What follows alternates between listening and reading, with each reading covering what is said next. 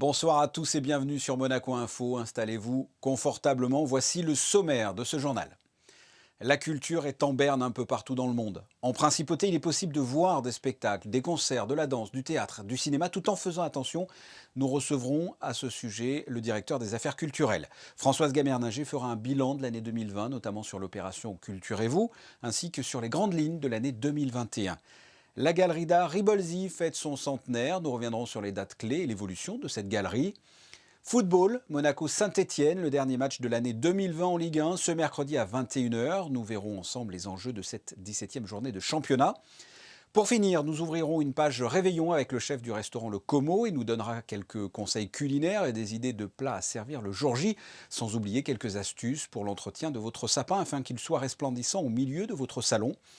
Mais avant de développer ces titres, nous vous retrouvons Alexandra Pani pour l'actualité du jour et notamment cette réunion de travail entre Monaco et le Luxembourg.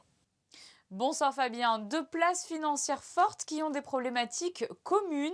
C'était l'enjeu de cette rencontre à laquelle ont participé le secrétaire d'État à la justice et le directeur du SICFIN, bien entendu accompagné d'une délégation monégasque. Les échanges concernaient les enjeux de la supervision, des enquêtes et analyses des flux financiers et de la coopération entre les deux pays. Le suivi des crypto-monnaies, de la blockchain et des plateformes d'échange ont également fait l'objet de discussions fructueuses. Les discussions ont été très concrètes et les échanges d'expériences et d'organisation devraient donner lieu dans les prochains mois à la signature en principauté d'un protocole d'accord de coopération en matière de supervision entre le SICFIN et la CSSF. Et vous avez une information pratique à nous communiquer, Alexandra. Vous connaissez tous à présent le numéro du centre d'appel Covid-19 92 05 55 00 pour toute question relative au coronavirus. Ce numéro est joignable 7 jours sur 7 de 8 h à 20 h. Et notez qu'exceptionnellement, les jeudis 24 et 31 décembre, le centre fermera à 18 h. C'est noté. Et vous avez une bonne nouvelle pour les amateurs de 7e art. Le cinéma des Beaux-Arts situé au théâtre Princesse Grace rouvre ses portes ce mercredi. 3 séances seront proposées par jour à 14 h, 16 h et 18 h. Cette semaine, 4 films à l'affiche, Petit Vampire, Polly, Adieu les cons et The Good Criminal, en version originale sous-titrée s'il vous plaît. Il y en a donc pour tous les goûts, Fabien. Merci Alexandra. Vous venez de le voir, le cinéma est ouvert à nouveau. La culture à Monaco, qui certes souffre, mais contrairement aux pays voisins et même plus largement à travers le monde, n'est pas au point mort. Pour en parler, nous recevons notre premier invité, le directeur des affaires culturelles, Françoise Gamerninger. Bonsoir. Bonsoir. On peut faire un bilan en ce qui concerne la culture en principauté et notamment l'opération Culturez-vous. Qu'est-ce que cela a donné ces derniers mois, ces dernières semaines ? Bien écoutez, nous sommes ravis de cette opération car d'une part, elle nous a apporté de nouveaux publics, un public de résidents qui a pu découvrir la programmation des ballets, de l'orchestre, de l'Institut audiovisuel. Donc nous sommes ravis de ce côté-là puisque les gens se sont tournés vers la culture. C'est une chose très positive. Et le deuxième bilan, ce sont pour les artistes qui, bien évidemment, ont pu se produire en principauté, aussi bien les musiciens de l'orchestre, les danseurs des ballets, que également des artistes invités par le Théâtre Princesse Grace. Oui, c'était important, c'était capital, c'était même vital de mettre ce système en place ? Oui, c'était très important puisque nous avions l'autorisation par le gouvernement princier, grâce aux mesures barrières et mesures sanitaires mises en place, de pouvoir continuer les spectacles et de pouvoir encore offrir de la culture. Donc c'est pour ça que nous nous sommes tous réunis et que nous avons monté toutes les entités ensemble, cette opération Culture et vous à Monaco. Et Culturez-vous, justement, est prolongé pendant les fêtes de fin d'année. Parlez-nous des spectacles, des manifestations programmées. Eh bien, écoutez, nous allons terminer l'année en beauté avec les ballets de Monte-Carlo qui ne se produisent pas sur une bande-son, mais qui se produisent avec l'Orchestre Philharmonique de Monte-Carlo en fosse. Donc, c'est un défi, bien évidemment, puisqu'il y a encore plus de mesures à mettre en place pour, bien évidemment, la sécurité de chacun. Mais ce sont deux entités qui collaborent pour nous offrir du plaisir et de la culture en cette fin d'année 2020 que nous avons tout de même hâte de voir se terminer. Je vous comprends. La rentrée sera riche justement en événements également? Eh bien écoutez, oui, puisque donc, nous allons avoir une réunion début janvier pour poursuivre et peut-être inventer de nouvelles choses pour pouvoir poursuivre la culture en principauté, mais je peux déjà vous dire que le Théâtre Princesse Grace aura ses programmations du mois de janvier et que nous allons donc envisager bien évidemment un programme le plus riche qui soit et le plus riche possible. Oui, les pièces qui vont retrouver leur lieu habituel, hein, le Théâtre Princesse Grace qui va pouvoir accueillir des spectacles. Oui, oui, tout à fait. Les pièces auront lieu au Théâtre Princesse Grace puisque les soucis de travaux que nous avions concernaient uniquement certaines loges et absolument pas la salle. Vous êtes en contact avec les artistes français. Quel est leur état d'esprit? Quelle est leur morale? Alors leur morale est au plus bas. Leur état d'esprit est partagé entre la tristesse et la révolte. Bien évidemment, on les comprend. Ils nous envient beaucoup. On leur sert en quelque sorte de modèle et c'est pour ça que donc, je suis très fière de ce qui se passe en principauté. Comment voyez-vous l'année 2021 culturellement? Parce que vous aviez hâte que 2020 se termine. Comment vous voyez 2021? Écoutez, nous allons, je pense, pouvoir conserver les programmations de chaque entité qui étaient donc sur une saison complète, c'est-à-dire jusqu'au mois de juin, à savoir les concerts de l'Orchestre Philharmonique, comme je vous le disais, le Théâtre Princesse Grace. Le Printemps des Arts est également en ordre de marche et nous espérons que cette année, il va pouvoir accueillir son public. Et puis après, je pense qu'il va falloir réfléchir à offrir également d'autres formules et nous allons nous y atteler pour étendre encore plus l'offre culturelle en principauté. Eh bien, nous verrons cela. Françoise Gammerninger, merci. Merci beaucoup et bonne soirée. Nous restons dans le domaine culturel avec un anniversaire à présent, le centenaire de la galerie Ribolzi. À cette occasion, le fils du fondateur, Adriano Ribolzi, présente une exposition inédite, Ad Mayora, consacrée au sculpteur uruguayen Pablo Achogari. Ambre Stalder et Alexandra Marangoni, grandes amatrices d'art, l'ont visité pour vous. Il s'en passe des choses en 100 ans. Et ce n'est pas ici qu'on dira le contraire. Fondé en 1920 en Suisse par son père Annibale, c'est 54 ans plus tard qu'Adriano Ribolzi décide de prendre la suite et de s'installer en principauté. Pour célébrer ce centenaire et ravir les yeux des visiteurs, Adriano Ribolzi propose tout au long de ce mois de décembre une exposition inédite, Ad Mayora, comprenez vers de plus grandes choses, une exposition dédiée à la sculpture sur marbre. Pablo Achogari est un grand artiste mondialement connu et recherché. Donc on avait parlé de faire une fois une grande exposition personnelle, comme on appelle la Personale. Et donc il a créé aussi toutes les œuvres de l'année sont pratiquement exposées ici. Adriano Ribolzi est diplômé en architecture moderne, l'une de ses passions, les antiquités, mais comme tout, l'art, ça évolue. L'évolution, c'est le secret pour faire perdurer une galerie. En 1974, j'ai voulu donner une image internationale, une évolution de la galerie. Et donc, j'ai ouvert la galerie à Monaco, avenue des Beaux-Arts, en 1974, seulement comme galeriste d'antiquaire. Mais j'ai quand même gardé aussi la passion et la connaissance aussi, parce qu'il faut quand même faire ce qu'on connaît, donc de l'art moderne, parce que finalement, si on aime l'art, il n'y a pas de limite d'âge, il y a surtout des limites de qualité. Lumière, miroir, sculpture, peinture, la galerie Ribolzi est un lieu enchanté pour tous les amoureux de l'art. Ad Mayora, l'exposition anniversaire pour les 100 ans de la galerie Adriano Ribolzi, à découvrir tout au long du mois de décembre, du mardi au samedi de 16h à 18h, avenue de l'Ermitage à Monaco.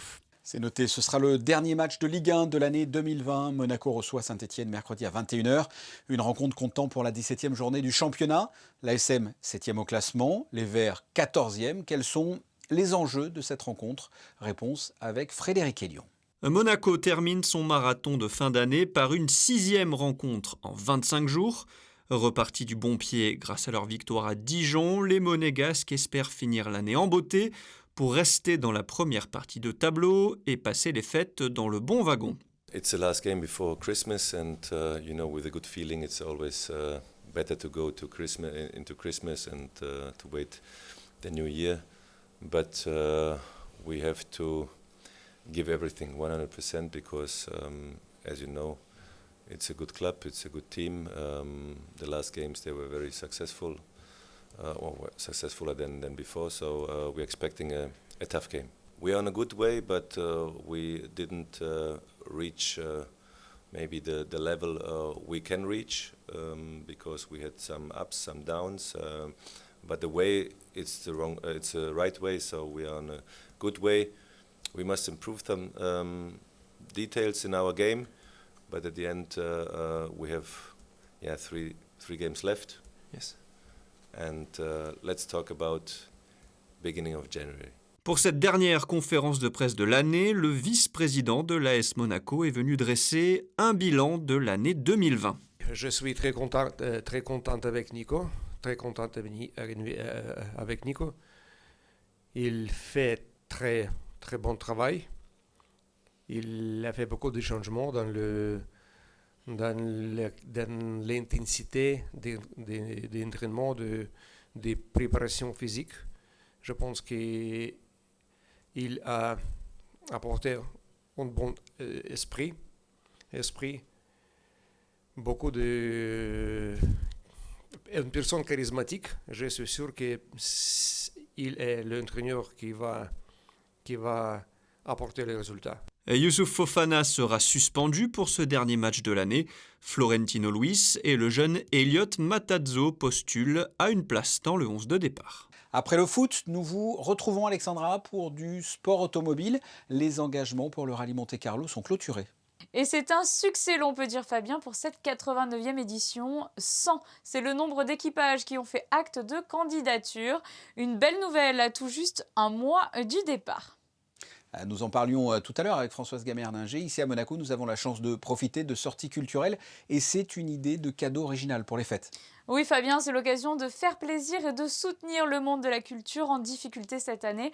Voici quelques idées de cadeaux. Les ballets de Monte-Carlo se produisent sur la scène du Grimaldi Forum jusqu'au 3 janvier. Pour les mélomanes, pourquoi pas offrir un concert happy hour de l'Orchestre Philharmonique de Monte-Carlo à l'Auditorium Régnier 3 ou du côté de la salle Garnier, un concert philharmonique avec le ténor Javier Camarena et les musiciens du Prince. Un cabaret de cirque contemporain sera proposé lui au Grimaldi Forum du 8 au 10 janvier, où vous pouvez également penser à des places pour les différentes expositions proposées ici en Principauté. On s'adresse aux gourmets à présent. Effectivement, un nouveau stand vient d'ouvrir sous les halles du marché de la Condamine et nous y retrouvons la cuisine de l'un des chefs les plus célèbres du moment, Mauro Colagreco. Le chef 3 étoiles est élu meilleur restaurant au monde avec son établissement Le Mirazur à Menton. Propose donc à Monaco un service de plats traiteurs à emporter ou sur place, salade, foie gras ou encore des tourtes. Vous venez de voir le grand chef Mauro Colagreco sur la place d'Armes. Eh bien, sachez qu'il propose sa carte dans le restaurant Como, dans la rue de Milo, dont le chef de cuisine est avec nous ce soir. Pasquale Pugliese, bonsoir. Bonsoir.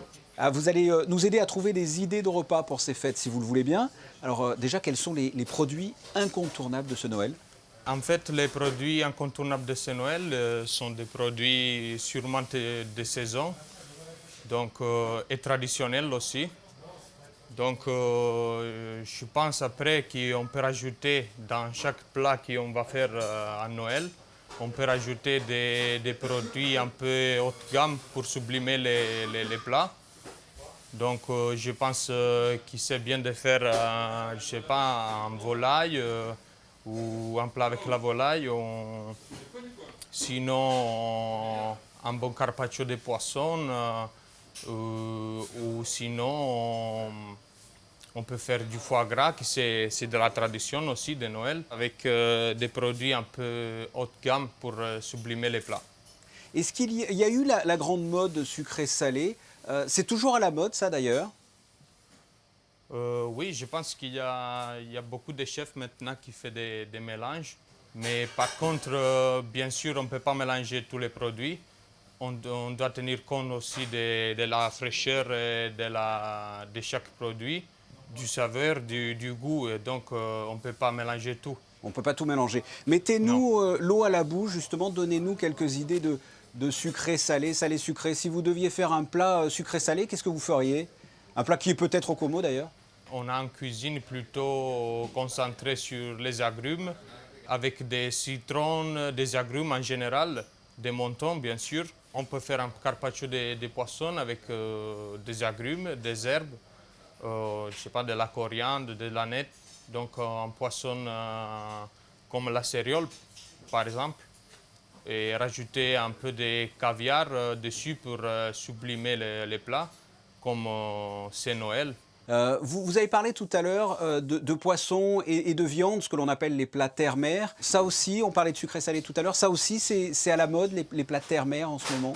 Je pense que si on a des produits de bonne qualité, ouais, c'est le mot d'ordre, par exemple un homard bien cuit, avec, je sais pas, peut-être un poitrine de cochon avec un sauce particulier. Je pense que c'est pas mal. Qu'est-ce que l'on peut... Alors vous en avez parlé tout à l'heure. Qu'est-ce que l'on peut faire et surtout, qu'est-ce que l'on ne doit pas faire? Quels sont les aliments qu'il ne faut pas mélanger sur une table où ce serait un désastre par exemple? Je pense que si on veut mélanger quelque chose, c'est très important de respecter les températures, les cuissons et l'assaisonnement de chaque produit, quoi. Autre conseil, on a souvent tendance à en faire trop pour le réveillon, même le jour de Noël. C'est trop fastueux, trop gras, trop sucré. Quels sont les plats ou les ingrédients qui font quand même festif, mais qui restent légers, qui peuvent nous éviter d'avoir des crises de foie le lendemain?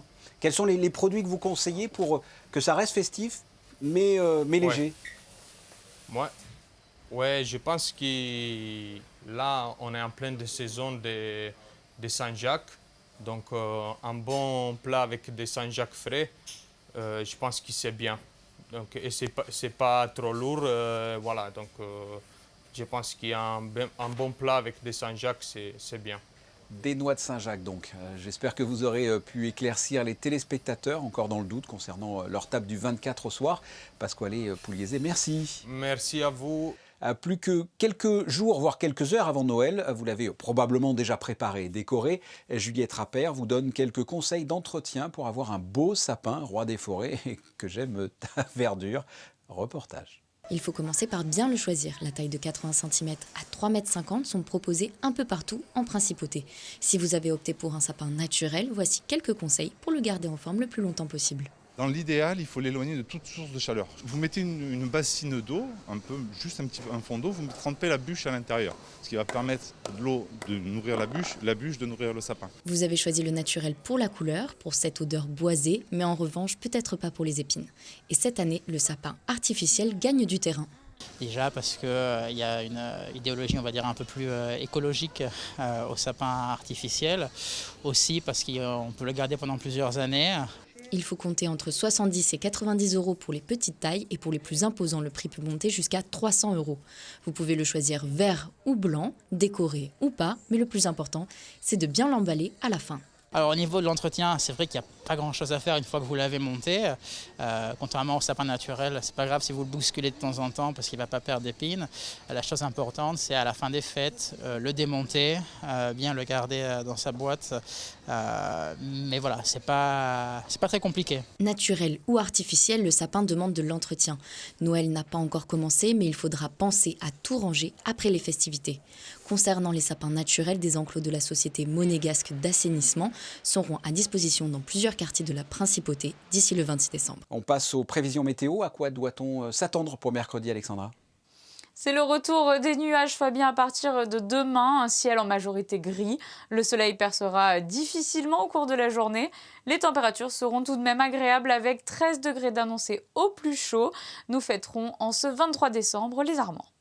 Merci. On se quitte avec les photos du jour. Et c'est la période, nous parlions des plats incontournables dans cette édition.